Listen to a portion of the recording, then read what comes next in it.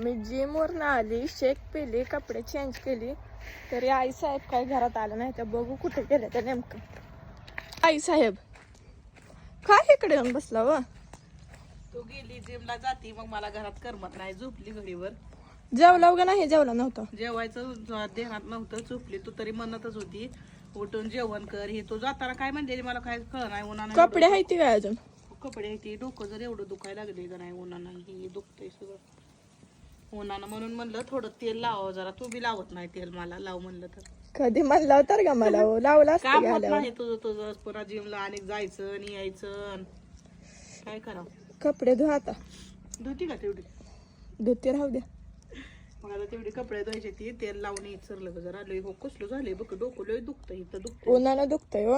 लय ऊन बेकार पडायला लागले आता. वरचीवर माझं असंच आहे हालत. बरं या आवरून लवकर. काय घरात करायचं मग? खरंच जाऊ झोपायचं. आणि आता पण उठली गे. जरा वेळ झोपली मला उठवून जायचं असतं कधीच बाळा. उठवलं होतं तुम्ही उठला ना. मला काहीच कळलं नाही अजून. बाहेर तरी हाक मारत होता बाहेरनं मम्मी मम्मी म्हणून. काय काय म्हणलं तर मला वाटलं काय झालंच काय म्हणून मग उठून बाहेर आली मी. बरं या आवरून आता.